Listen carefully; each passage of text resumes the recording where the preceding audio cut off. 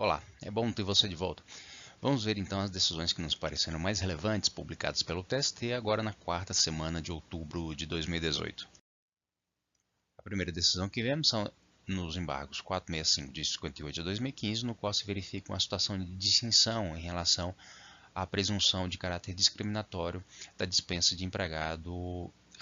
acometido de doença estigmatizante. Aqui, no caso, se teve uma empregada doméstica que recebeu um diagnóstico de neoplasia maligna, ou seja, de câncer, foi concedido o benefício previdenciário e no retorno desse benefício houve a dispensa. Nesse caso, os embargos foram providos para se reconhecer que essa dispensa foi regular. A ementa desse julgado traz que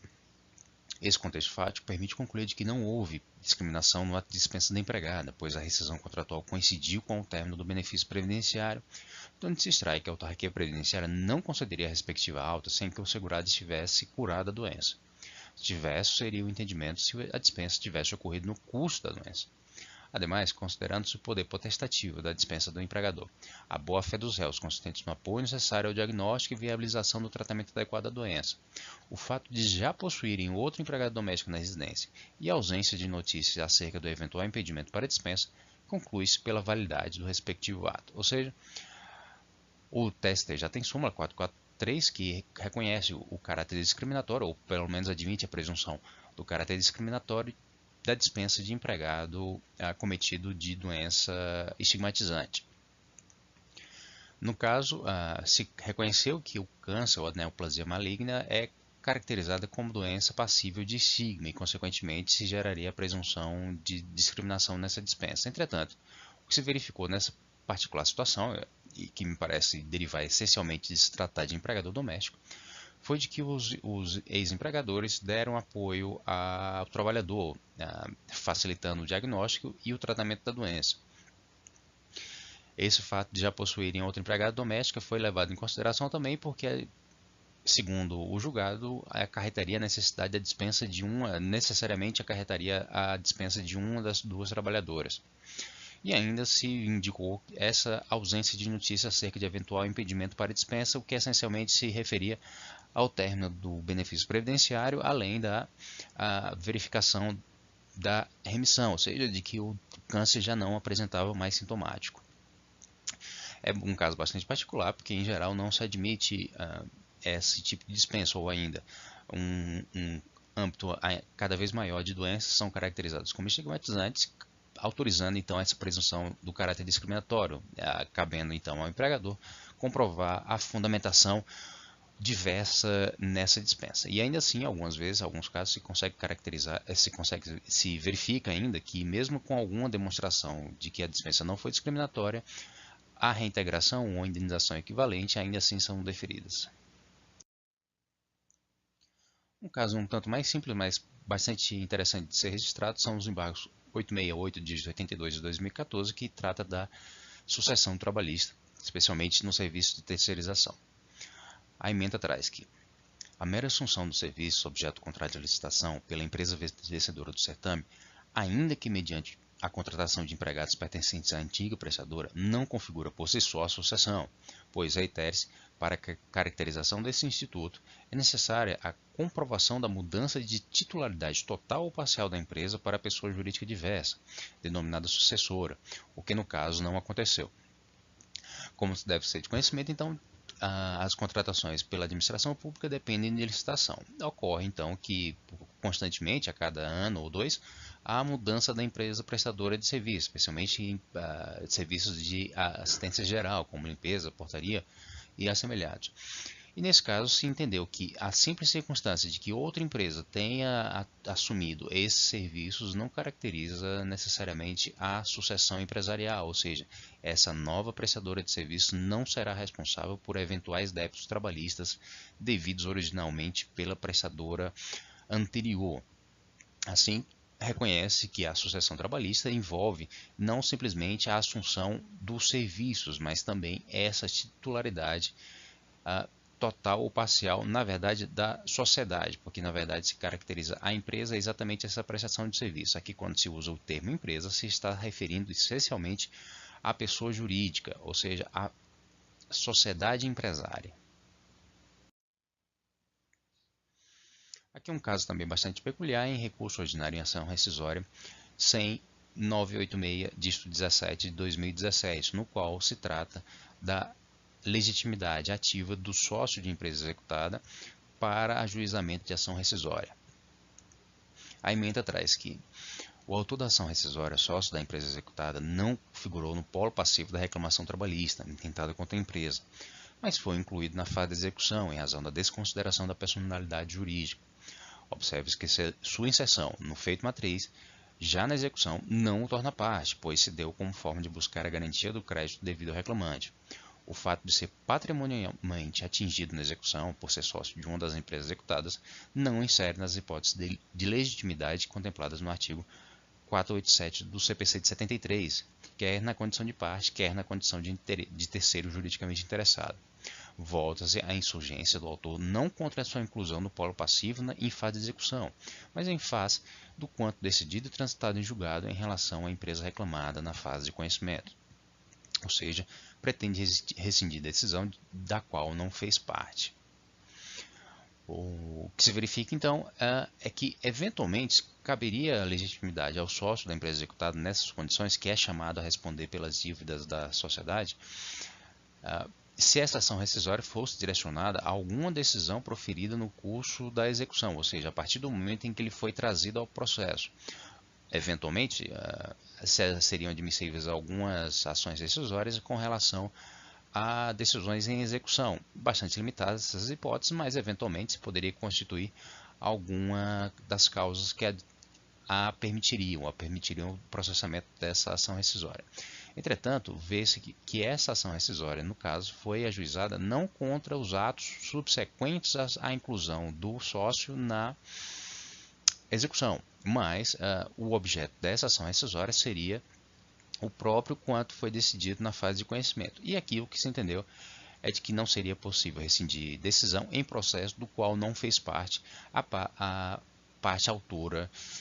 na ação rescisória. Um caso também interessante são os embargos 13.3900, dígito 22 de 2006, no qual se confirma que a indisponibilidade parcial do sistema de peticionamento eletrônico autoriza ou justifica a prorrogação do prazo para a apresentação de peças. Assim, a emenda deste julgado traz que, comprovada a indisponibilidade do sistema de peticionamento eletrônico no último dia do prazo recursal, nos períodos compreendidos entre 0 hora e 1 hora e entre 2 horas e 10 e 20 horas, é tempestivo o recurso revisto interposto no dia seguinte, a teor do artigo 10 da Lei 11.419, e da Instrução Normativa número 30 do TST, vigente à época. Então, o que se tem é que a indisponibilidade parcial, ou seja, aqui se foi 1 hora durante a madrugada e outras 8 horas durante o decorrer da manhã. Entretanto, o fundamento dessa decisão, como se verifica no seu inteiro teor, se relaciona à inexigibilidade de que a parte interessada em apresentar a petição ou participasse ou permanecesse tentando por várias horas e sem saber quando finalmente seria disponível o sistema de peticionamento eletrônico, e dessa forma se automaticamente se prorrogaria o prazo para apresentação tempestiva de peças nesse caso, ou seja, a indisponibilidade parcial do sistema de peticionamento eletrônico autoriza a prorrogação do prazo. Aqui um outro caso bastante específico, um recurso ordinário em mandado de segurança 22.204, dígito 12 de 2017, no qual se revela uma situação excepcional de admissibilidade de mandado de segurança para discutir a substituição ou indeferimento da substituição da garantia do processo e por seguro garantia judicial. A emenda deste julgado traz que, embora a regra seja a inadmissão do mandado de segurança contra a decisão passiva de recurso ao J92 da SDI2, deve ser permitida a utilização da ação mandamental na hipótese examinada excepcionalmente. Na linha da jurisprudência assente no âmbito dessa Corte, a recusa do seguro garantia judicial como meio de assegurar a execução reveste de manifesta ilegalidade em face do disposto no parágrafo 2º do artigo 835 do CPC e da diretriz da OJ 92 da SDI2. No caso, há uma particularidade porque esse processo é advindo de um regional que estava se negando a aplicar ou dar plena aplicação aos dispositivos do CPC que autorizavam que a penhora ou eventual depósito que garantia a execução fosse substituído por seguro garantia judicial, ou seja, um negócio próprio na qual a apresentação de uma apólice de seguro que equivaleria a essa penhora ou a esse depósito.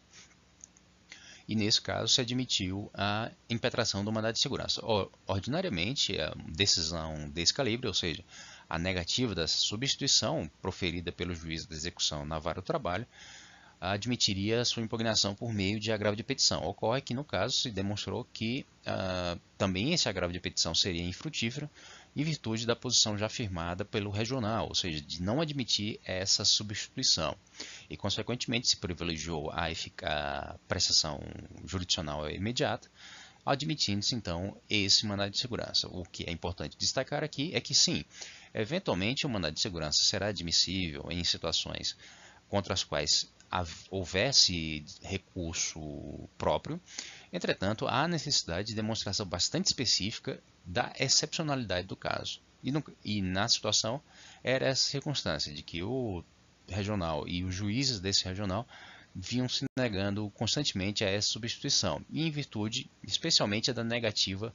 à vigência de um dispositivo legal. Um caso que também vale o registro é um recurso ordinário em ação anulatória 1359 de 2017, no qual se admite ou se reconhece o caráter não discriminatório na imposição de condições para o gozo ou o benefício de salário profissional. A emenda do julgado traz que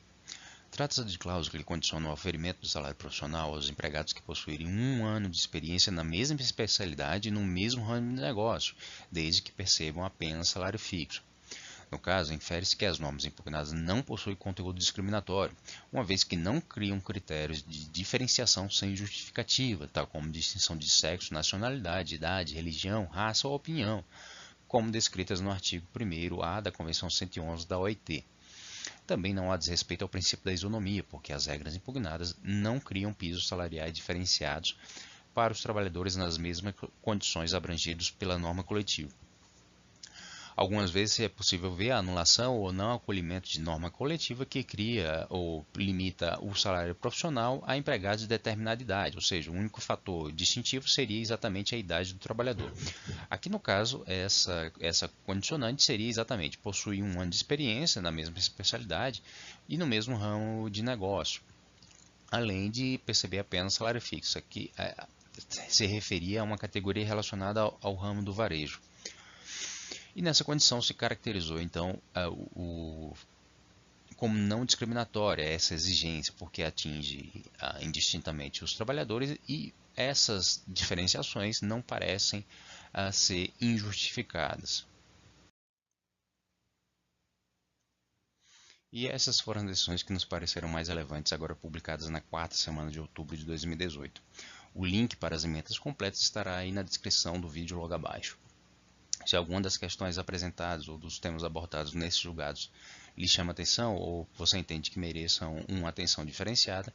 deixe indicado também nos comentários e nós utilizaremos como sugestão para vídeos futuros. Eu só aproveito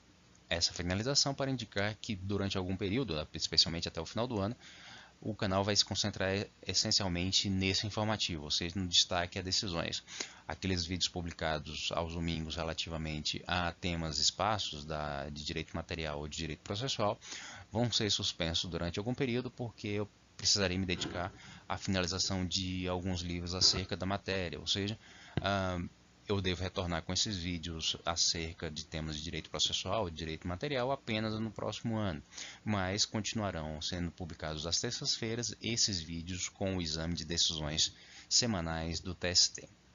Eu agradeço a atenção e nos vemos no próximo vídeo. Até mais!